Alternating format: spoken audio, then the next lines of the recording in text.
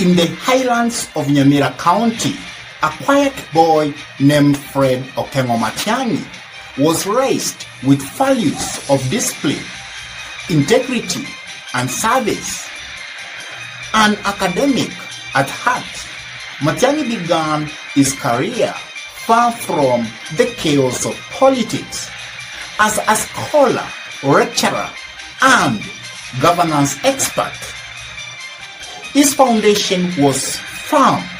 Education was not just a right, it was a tool of liberation. Fred Okengo Matiang'I was actually not known before he entered into the political arena of this nation called Kenya, because Fred Okengo Matiang'I, being a scholar, a technocrat, he was very silent. And mostly, as you understand, Fred Okengo Matiang'I doesn't actually come from a family which has a political background. And that is why Fred Okengo Matiang'I was not known in any way in this Republic of Kenya. He was just a scholar. He was just a governance expert. That is how far he was just known. But when he was actually put to be the cabinet secretary of information, communication, and technology, that is actually the first time that Fred Okengo Matiang'I actually came into the political limelight. His big breakthrough came in 2013 when he was appointed Cabinet Secretary for Information and Communication by Uhuru Muigai Kenyatta. As government, we have made the decision again in response to the development of technology, in response to the needs of the people of Kenya, in response to the imperatives of ensuring that there's variety in broadcasting, opening up and liberalizing the broadcasting space for all other players to come in. We have passed a policy that we will migrate from analog to digital broadcasting, not later than, of course, the given world deadline of 17th of June 2015. So, honestly, as a Kenyan, is that in my lifetime, I can sit somewhere in a rural part of this country and enjoy as faster internet as I can get in any city in Europe. There is no reason why we shouldn't, because we are building infrastructure, and migrating from analog to digital broadcasting provides us an opportunity to avail more spectrum to enable our, mobile telephony, to enable our broadband footprint to expand in the country. This is why we need to migrate. And surely time is here for us to do it. Known for his no-nonsense approach, he quickly earned a reputation as a result-driven technocrat. But it was at the Ministry of Education where his star truly rose, demolishing cartels in the exam sector, digitizing examinations, and restoring credibility to national assessment. At this ministry, Fred Okengo Matiang'I was capable to move from school to another to see what was happening in the ground. And this is where he was known to be a no-nonsense man. Would you rather actually have the bus or have a better dormitory? So? We have to like to this contest that we have. Honestly, if this was your personal family matter, would you buy a bus first or make sure your children are sleeping in a better place?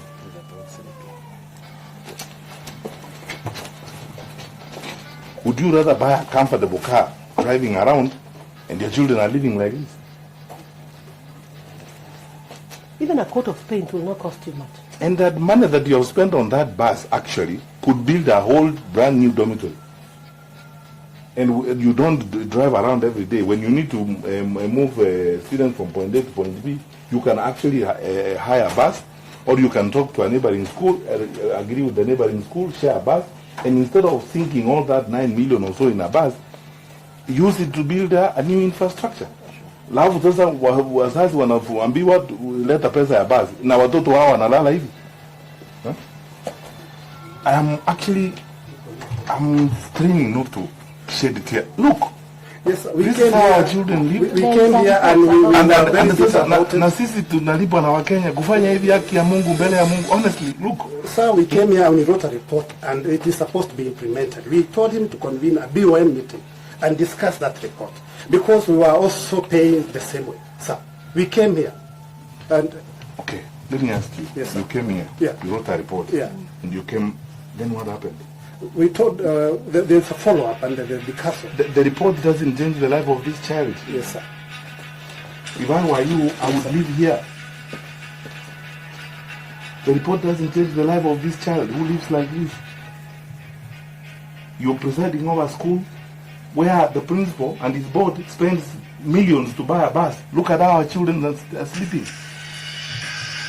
I mean, The time when Kenyans actually started believing in the education sector of this nation, because Fred Okengo Matiang'I was a person who many people believed that he was the right person who was actually going to reform the education sector of this nation. And at that time, there was a lot of examination cheating in the Republic of Kenya. You could actually go to end school during the time of an examination, and then you could find that the students have the entire examination, even before they could sit for that examination. And that is why at that time, you could find a school with very many A's. And you could wonder how a single school will produce actually those A's. But when Fred Okengo Matiang'I came in, he reformed the way examinations were being carried in this republic. And that is why during the Matiang'I era, it was so hard for a school to produce even one A. And at that time, students who could get C+ and above, which is the minimum grade entry to our universities, they were all able to be repressed in the universities. During the second term of Uhuru era, President Uhuru Muigai Kenyatta appointed Fred Okengo Matiang'I as the Interior Cabinet Secretary. I have taken this morning the decision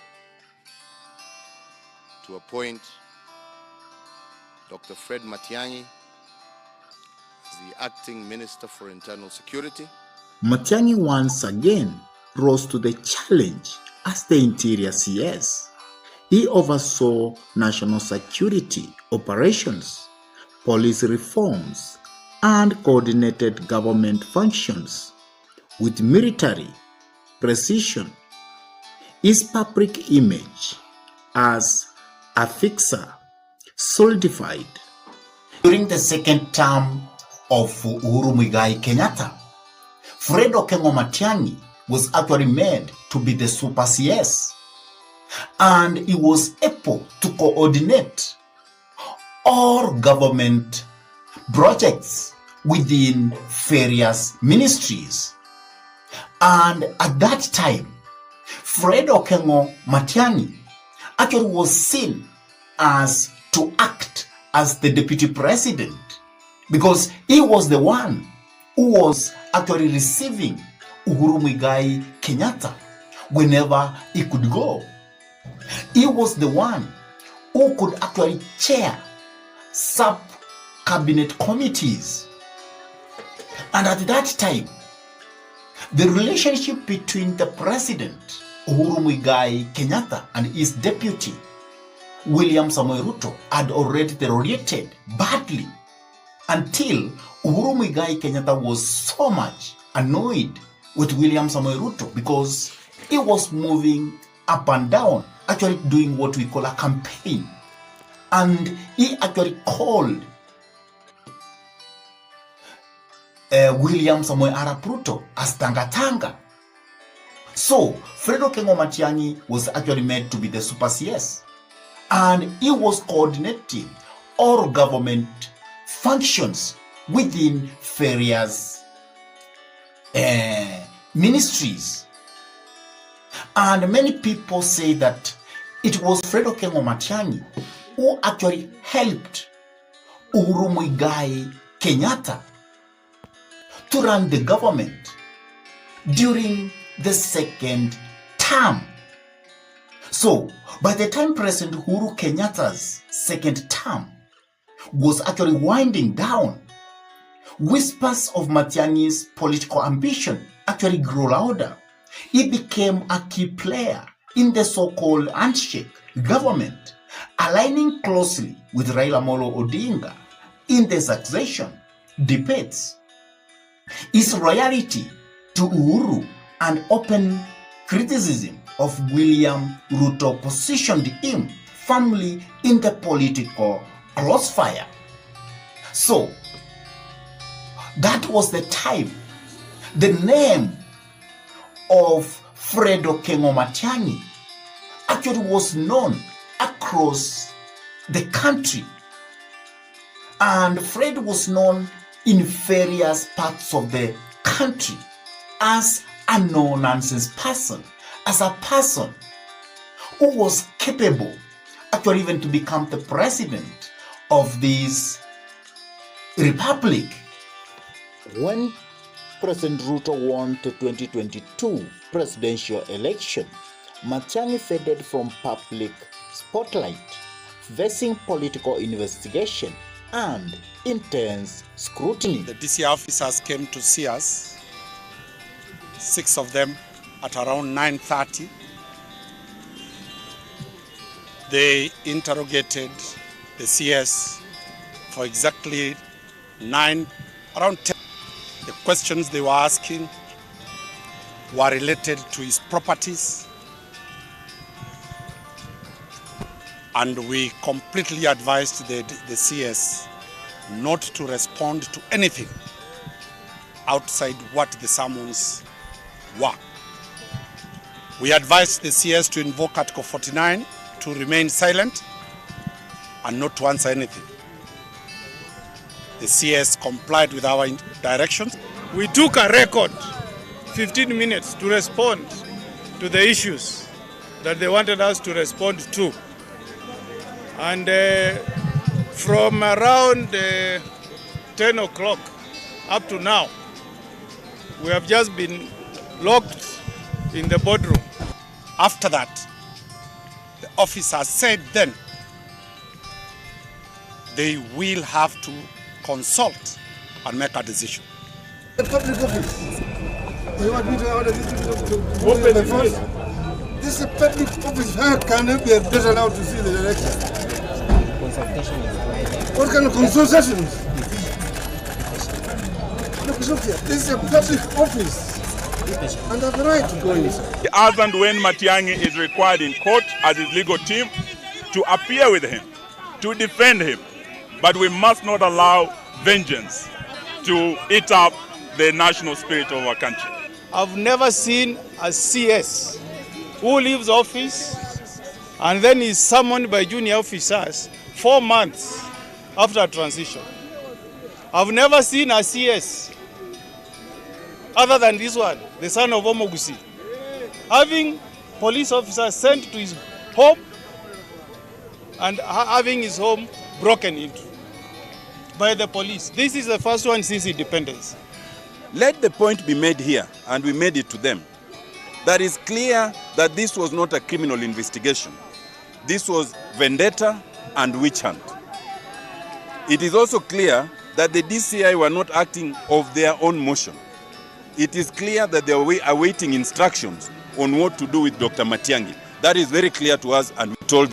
Quite clear that Fred Okengo Matiang'i is eyeing presidency as we approach 2027 presidential election, because Fred Okengo Matiang'i had a homecoming, and through that he announced that he was heading to 2027 is head high, wanting to be the president of this republic. And during the homecoming tour to his hometown, Gusii region, Fred Okengo Matiang'I actually told the residents of the Gusii nation that he wanted their permission so that he can move out of that region and seek partnership with other leaders across the Republic of Kenya.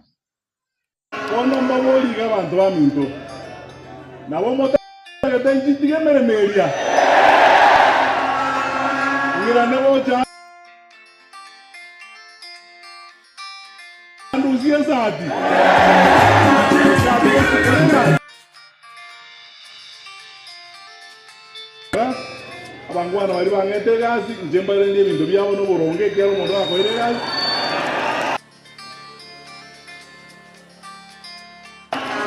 mbali ikere n'ebiruba ligiya mbateri nabwa mwabo abantu bazizombanga n'etimbi yamono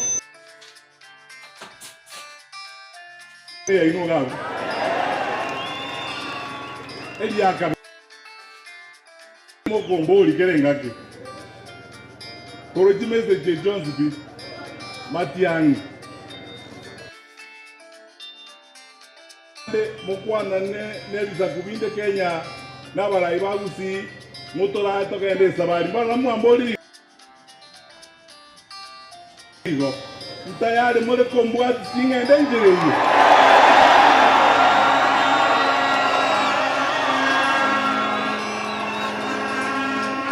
wono ni nunda sabari baga ekigala ni nwaba nene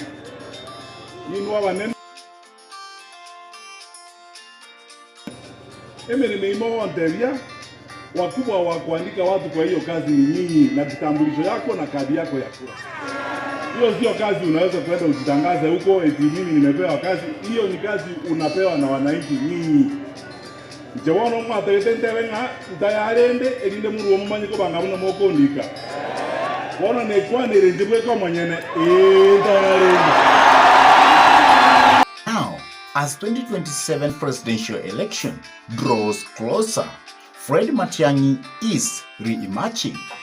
His political networks, rooted in the Gusii community, fortified by alliances in the former handshake coalition, are quite mobilizing. His message, a call for disciplined leadership, national unity, and integrity in governance. For Matiang'I, the road ahead is steep. He faces a crowded field of seasoned politicians, tribal voting blocks, and a political landscape shaped by economic hardship and generational change. Yet his brand, tough, incorruptible, and result-oriented, remain a powerful card to play. Within the Kenya's shifting political despot, alliances are everything. One such alliances, the Wamunyoro Group, has emerged as a strategic coalition of leadership from various regions, united by a shared vision of economical empowerment and regional bargaining power. While often associated with key political heavyweights, the group has increasingly seen Matiang'I as a variable asset. His disciplined governance record and reputable in fighting corruption makes him an attractive figure within Wamunyoro circles. For them, Matiang'I represents not just a candidate, but a rallying point for communities seeking a leader with national appeal beyond ethnic lines.